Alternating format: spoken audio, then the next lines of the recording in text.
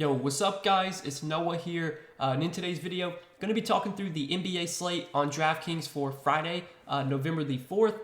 Big Friday night slate tonight, 12 games guys, so we're going to try and go quickly, talk through each one of these 12 games, give you guys my early thoughts, what I do like taking a first look at this slate on Thursday night.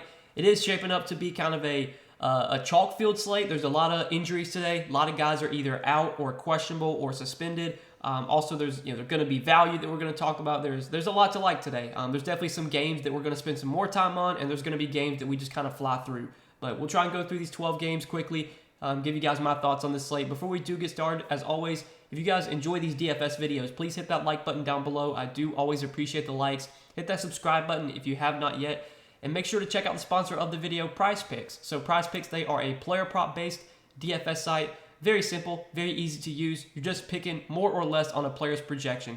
They have some projections posted right now for Friday, but obviously not a ton is up at the moment. Once we get closer to the start of the games on Friday night, there will be a full board with plenty of options to choose from. You guys can take a look at the Prize Picks board, see if there's any props that you like. Again, you're just taking more or less on a player's projection. You have to make at least 2 picks, but you can make up to 5 picks, and you can win up to 10 extra money on Prize Picks.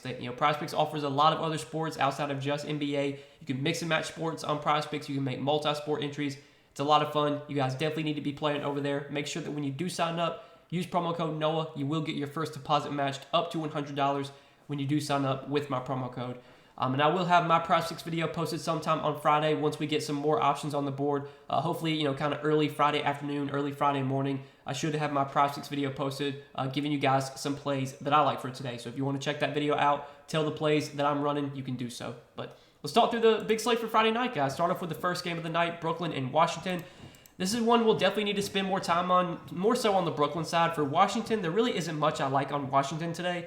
It's a good matchup, but I think Beal, Porzingis, Kuzma, everyone on the Wizards feels priced appropriately, especially for a 12-game slate. But on the Brooklyn side, we have no Kyrie Irving, who is suspended for this game. Without Kyrie Irving, I think that makes Kevin Durant probably the best pay-up option tonight. He's $10,300. He's coming in a lot cheaper than guys like Luka, than Giannis. And we know KD has massive upside whenever he's the guy getting all the usage. We saw last season or 2 seasons ago whenever Kyrie would miss games, whenever James Harden was on the team and he would miss games. Kevin Durant was like a 12K player. I mean, he was putting up 60, 70 Draftkings points every night when those guys were out. So Kevin Durant's going to have a massive role, massive usage rate. $10,300 is way too cheap. He's the best pay-up option on the slate today. He's going to be popular, but I'm probably just going to be eating that chalk, to be honest with you. And then on some, look at some of these other Brooklyn guys. I don't know how many other guys really benefit without Kyrie. I don't know if Nicholas Claxton's role really changes at all, but he's in a good matchup at 6,100. He's definitely playable. His minutes have been more secure as of late. They've been a lot higher. Back-to-back games with over 30 minutes. So, I don't hate Claxton, but, I don't think Royce O'Neal's role really changes. He's a pretty low-usage player. He's just kind of out there for defense to shoot threes. But he has shown some upside. He's going to play big minutes. He's viable. Talking about the guards, though, so we'll have to see what they do with the starting lineup. I'm guessing either, Patty Mills or if Seth Curry plays, he might start. Seth Curry's 4,700. I don't know if he's going to be really viable because he's only played in 1 game this year and he only played 18 minutes. They've really been limiting his workload so far this season. Hard to really consider Curry a value unless he's not going to be limited. But Patty Mills is only 3,400. If he does wind up starting in place of Kyrie, I think he will definitely be someone we can consider for value on the slate. Patty Mills is kind of like a 3 guy. He's not really going to do anything else except shoot threes. But if he can get hot from the field, he's got some upside. 3,400. I don't think he's this must-play value. I don't think he's unfadable. I could definitely see Patty Mills playing 30 minutes and putting up 18 Draftkings points. But he's definitely going to be viable, especially if he does wind up starting in place of Kyrie. But obviously, Kyrie being out, some big news. That's definitely going to change my interest on the Brooklyn side. And like I said, Kevin Durant, I think, is a great play today. There's other guys on Brooklyn that I like, but I think KD is kind of the focal point here for Brooklyn. Even a guy like Joe Harris, I wouldn't mind at 4,400 is kind of like a large field GPP value play. But yeah, let's move on to the next game, talk about Miami and Indiana. Another one we'll kind of have to spend some time on. Now, on the Indiana side, there's really not much I'm liking on the Pacers today. It's a tough matchup. Halliburton, you can always play in GPPs. He has a lot of upside. Buddy Hield has shown some upside lately. His minutes have been a lot higher. He's viable for GPPs. But really, my interest in this game is on the Miami side. So for Miami, we have no Jimmy Butler today, and Bam Adebayo is questionable. So this is really big news. Obviously, no Jimmy Butler is going to benefit Tyler Hero, going to benefit Kyle Lowry. We saw both Hero and Lowry put up really good games last game without Jimmy Butler. I think once again, Lowry and Hero look like really good options. I think Max Strus gets a little bit of a boost. He was really disappointing last game, but I think he's someone we can look to for value. I think Caleb Martin sees a little bump as well. And then Bam Adebayo, if he plays, I think he gets a nice boost without Jimmy, and I definitely have interest in Bam, especially because it is a really good matchup against the Pacers. If Bam Adebayo doesn't play, then we can look to Dwayne Dedmon. Dwayne Dedmon is only 3,400. He has historically been a very good point-per-minute player. He probably will only play like 25, 26 minutes if he starts, but that is going to be enough for him to pay off the salary. I mean, he can put up 25 Draftkings points in 20 minutes. And I would think he's going to play well over 20 minutes if he winds up starting here. He's had some good games in the past whenever he has started in place of Bam. Outside of Bam and Dedmon, the Heat don't really have any other bigs. Yurtseven's out right now. Jovic is out right now. So, Udonis Haslem is the only other center on their roster. So, I think Dedmon would play a good amount if Bam sits. And Dedmon's going to be a really, really good value if Bam winds up sitting. But that'll be news we have to keep an eye on. Luckily, one of the first games of the night, so we'll have this news before lock. But I definitely think without Jimmy Butler, Bam, if he plays, Hero, Lowry, all look like really good plays. And then if you want to go to Strus and Martin, I don't hate them for value either. But let's move on to the next game, Cleveland and Detroit. On the Cleveland side, we'll have to keep an eye on some news here. Donovan Mitchell and Darius Garland are both questionable. Obviously, really big news that could definitely change a lot. I think if everyone plays on Cleveland, so if Mitchell's in, if Garland's in, there's really nothing I like on the Cavs today. But in a scenario where Mitchell is out and Garland's out, then we would get a really good play in Karis LeVert. I think Karis LeVert would really take on a big role if there's no Garland or Mitchell. And I think at 6,500 he would definitely be way too cheap. We might see more minutes for a guy like Jetty Osman or Raul Neto. So those guys will become value plays if Mitchell and Garland are out. If Mitchell's out and Garland plays, then I think Garland looks really appealing. They said they were going to play Garland in short spurts last game, and he wound up playing 42 minutes in overtime. So I'm guessing that if he plays today, he's going to be full go, and he's not going to have a minutes limit. 6,900 would definitely be too cheap for Garland, especially if Donovan Mitchell's out. So that's going to be something to keep an eye on the Cleveland side. Cleveland could definitely be a team we look to target today, depending on who's in or out here. But on the Detroit side, there's really nothing I like on Detroit today. It's a tough matchup. Cleveland plays good defense. They play at a slow pace. Cade Cunningham has upside, but I don't think on this slate I'm going to go to Cade Cunningham. No one else really stands out in Detroit. So I think we can go ahead and move on to the next game, the Knicks and the Sixers. Another one where we have some injuries to talk about. So Joel Embiid's questionable for this game, and James Harden has already been ruled out. So without James Harden, that does benefit guys like Tyrese Maxey, Tobias Harris. DeAnthony Melton, I think, is going to be a really good value. I'm guessing that Melton will start in place of Harden, so I think Melton at 4,400 looks great. I think Harris and Maxey both benefit without Harden. They look like solid options. And then Embiid, if Embiid winds up playing, I think he's going to have a really big role without James Harden. Now, Embiid's not been great this season in terms of his fantasy production, but obviously without Harden, he would just have a massive usage rate. He would have to play a ton of minutes. He'd take a ton of shots. His fantasy point per minute production would see a big spike. So I think Embiid's going to be one of the best pay-up options along with Kevin Durant if Embiid winds up playing today. Now, if Embiid gets ruled out, then man, no Embiid, no Harden. If that were to happen, you would just see massive roles for Tyrese Maxey, massive roles for Tobias Harris, massive role for DeAnthony Melton. I don't know if they would start PJ Tucker at center again, if they would actually start Montrezl Harrell. So if Montrezl Harrell were to start in place of Embiid, I think Harrell would be a really good value. We know he's a really good point per minute player. If they were to start Paul Reed in place of Embiid, we know Paul Reed's a good point per minute player. He would be viable. So this is another team to keep an eye on the Sixers side. There's definitely going to be plays we want to target on Philadelphia today. But on the Knicks side, I don't see anything I'm really liking there. I think Julius Randle, Jalen Brunson, RJ Barrett, they all feel priced appropriately for today. Same with Mitchell Robinson. My interest in this game is definitely coming from Philadelphia because they are going to be one of the shorthanded teams on the slate. But let's move on to the next game, talk about the Bulls and the Celtics. Really nothing I like here. All these teams are for the most part fully healthy besides Robert Williams and Andre Drummond. Tatum, Jaylen Brown, they both have upside. They can both put up huge games any night, but I don't think this is going to be a slate where I really go out of my way to play either one of those guys. Same goes for the Bulls' big three, DeRozan, Vooch, LaVine. They all have upside, but none of them really stand out head and shoulders above the rest today. It's also a tough matchup against the Celtics. If I had to play one of them, it probably would be LaVine just because I think at 7,300, he looks kind of the most appealing there because he's the cheapest. But there's really nothing that I'm liking in this game. This is shaping up to be a slate where we want to kind of target some of these shorthanded teams. So these teams that are fully healthy, where there's really no value, these are just not teams I want to be getting much exposure to, especially when it's kind of like, tougher matchups as well. So I think we can go ahead and move on to the next game, Charlotte and Memphis. Looking at this one, we definitely have to talk about some Charlotte pieces today. No LaMelo Ball still. I believe Terry Rozier is doubtful. Yeah, he's doubtful once again, so he's not expected to play. And also, Gordon Hayward got injured in their last game, so Gordon Hayward is going to be out today. So no LaMelo, likely no Terry Rozier, no Gordon Hayward. We should see a really big role for guys like Dennis Smith Jr., Kelly Oubre, P.J. Washington. I think all those guys are viable here. 6,400 for Dennis Smith Jr. is definitely a little bit too cheap. 6,300 for Oubre is definitely too cheap. I think Oubre's minutes are going to be way more secure without Hayward. And then P.J. Washington should have a really good role. He's only 5,800. I think he's viable here.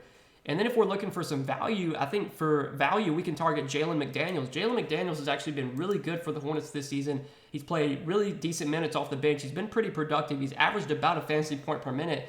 And he's probably going to draw the start here. He did start the second half after Hayward got injured last game. McDaniels wound up playing 36 minutes, had 34 DK points. At 4,500, he's looking like one of the better value plays today. I really like Jalen McDaniels. I think he's a top value. I think all those other Hornets guys look pretty appealing.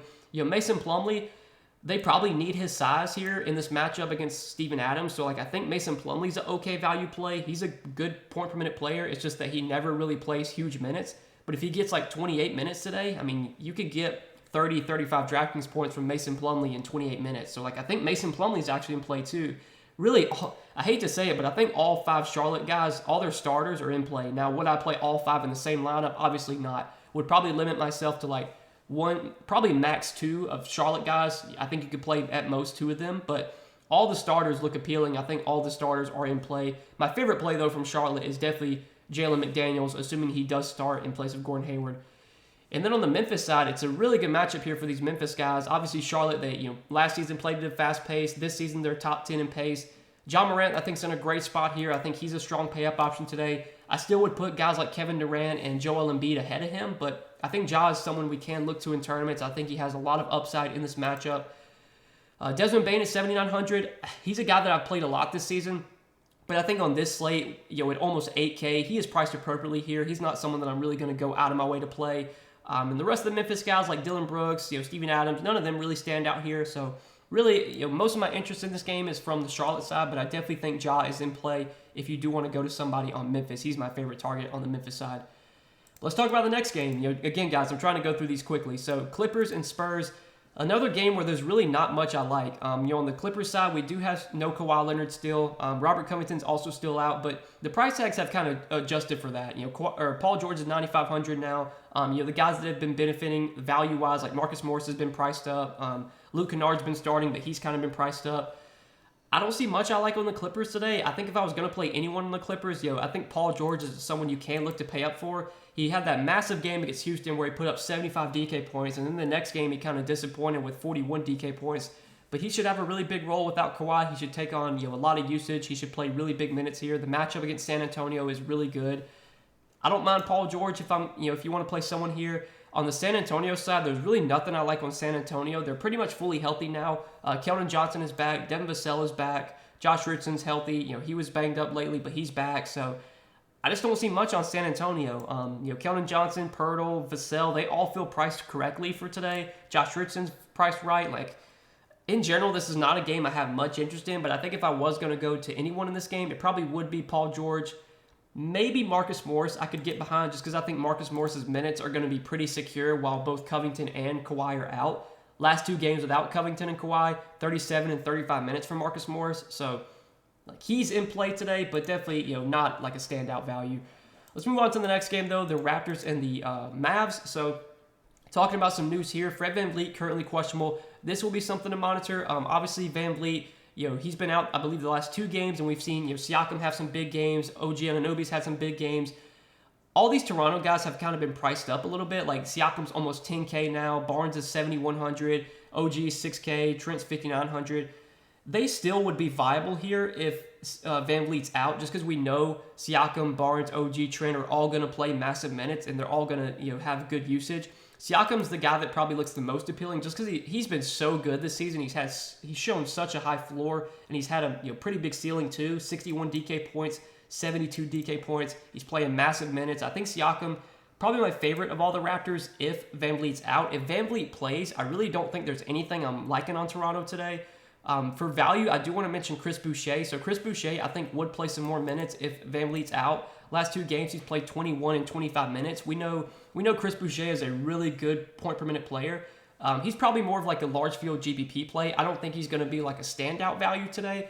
But no one would be surprised that if Chris Boucher played 25 minutes again, no one would be surprised to see him put up 35, 36 DraftKings points. Probably only going to go there if VanVleet's out, but if VanVleet is out, you could definitely look to Boucher for value. He probably would play some more off the bench. And then on the Dallas side, I think the only person I'm considering on Dallas today is Luka. It is a really tough matchup against Toronto. We've actually seen Toronto do a very good job of slowing down ball-dominant guards. Like, I know James Harden really struggled against Toronto. Trae Young really struggled against Toronto. Toronto's just a good defensive team. They trap a lot. But Luka has been damn near impossible to stop this season. He's just been crushing every single night. I don't think this is going to be a slate where I really go out of my way to play Luka. I would rather go to like Kevin Durant and Joel Embiid and John Morant. But I think Luka is viable here. We know he has such a high floor. The ceiling is always there, but I definitely think this could be a spot where Luka does struggle a little bit. Again, I'm not really going out of my way to play him, but he's viable if you do want to go there. But let's move on to the next game, the Warriors and the Pelicans. So the Warriors, they are on a back-to-back for today. We'll definitely have to pay attention to the Warriors injury report here since they are on a back-to-back. But for the Pelican side, I think they're pretty much fully healthy now. Brandon Ingram is probable for today, so he is expected back for this game. And then I think Herb Jones is still questionable, or he's actually probable too. So yeah, the Pelicans are pretty much going to be fully healthy, which means nothing really stands out from the Pelicans. CJ McCollum, I think, is priced right now that Brandon Ingram's back. J-Val, it's a good matchup. We've seen the Warriors really struggle against centers this season, but I think J-Val is just kind of a GPP play on this slate. Zion actually did get some bigger minutes last game. He played 37 minutes. Now, that game did go to overtime, but if we're going to start getting 35, 36 minutes from Zion, I think at 8,600, he is someone that we can look to today. I think Zion will still have a big role even with Brandon Ingram back. He's not a priority play today, but I definitely think Zion is in play for GPPs, and he's probably my favorite play on the Pelicans. And then on the Warriors side, there's really nothing I like on Golden State. Steph Curry is probably going to have to deal with Herb Jones here, and Herb Jones is a really good defender, so I'm not in love with Steph here. Wiggins, Poole, none of these guys really stand out. Not much I like in this game, to be honest with you. It should be a pretty good game. It should be a fast-paced game, but I think all the price tags on these guys just make none of them really standout plays today, especially because we have some shorthanded teams with some clear value. Obviously, that's not the case with either one of these teams. Both these teams are fully healthy right now. But Klay Thompson might get rested here. It's a back-to-back. I think he did sit their last back-to-back. So keep an eye on that. If Klay Thompson winds up sitting, obviously that would benefit Jordan Poole, and then Jordan Poole would become a playable option. But for now, just kind of have to expect everyone's going to play until we hear otherwise. So let's move on to the next game, Milwaukee and Minnesota. Another game that should be a very fast-paced, high-scoring game, but some question marks here. Giannis Antetokounmpo, I think, is probable. So Giannis, he's expected to play. But both Anthony Edwards and Rudy Gobert are questionable. So this is really big news. If Gobert sits, I think obviously Karl-Anthony Towns is going to be a big beneficiary, and I think Towns would be a really good play at 8,800. If Anthony Edwards sits, I think D'Angelo Russell would be a really big beneficiary, and also Karl-Anthony Towns. So in a scenario where Edwards and Gobert are both out, really like Karl-Anthony Towns, really like D'Angelo Russell. I think both those guys would look like really good options. And then, I think you'd see a little bit more opportunity for maybe a guy like Jalen Noel, maybe Jaden McDaniels would get some more opportunity. Those guys would become viable, cheap options. Maybe Taurean Prince would enter the starting lineup. He could be considerable value. But for now, there's nothing I'm really liking in Minnesota. But that definitely will change if Gobert and or Anthony Edwards get ruled out. On the Milwaukee side, I think the only guy that I'm interested in on Milwaukee today is Giannis. It's going to be tough to prioritize Giannis today because he is really, really expensive, and we do have some other pay-up options that look really good that are a lot cheaper. But very similar to Luka, Giannis has just been on another level this season. He's producing at such a high rate. He's playing massive minutes. It's a very fast-paced game. This should be a spot where Giannis has plenty of success. Again, I'm not going out of my way to play Giannis here, but I think he's obviously in play, and he's the one guy that I do like on Milwaukee. Nothing else really stands out on the Milwaukee side, but I'm going to have some interest in some of these Minnesota guys if Anthony Edwards, or Rudy Gobert get ruled out. If they both get ruled out, there's going to be a good amount to like on Minnesota. So we'll have to stay tuned for that news. Next game, though, Portland and Phoenix. So looking at Portland here, I think Damian Lillard is still expected to be out. He's going to return at some point, but he's not ready yet for this game. So still no Damian Lillard, and Anthony Simons is questionable now. So this is really important. Without Lillard, and if there were to be no Simons, you would probably see Shaedon Sharpe have a really, really big role. Now, Shaedon Sharpe has been starting in place of Damian Lillard, but he hasn't really been doing anything. He would have the ball in his hands a ton, and he would definitely take on a much bigger usage rate if there's no Lillard and there's no Simons. So if Simons gets ruled out today, I really, really like Shaedon Sharpe for value. I think he's going to be one of the better value plays. I think you would definitely see more usage for guys like Nurkic, Josh Hart, Jeremy Grant. They would all look more appealing. If Simons winds up playing, I don't know if there's any standout plays from Portland today, just because I think everyone's kind of priced appropriately. But a guy like Yusuf Nurkic is someone you can always consider in GPPs. He's really been good the last 2 games without Damian Lillard.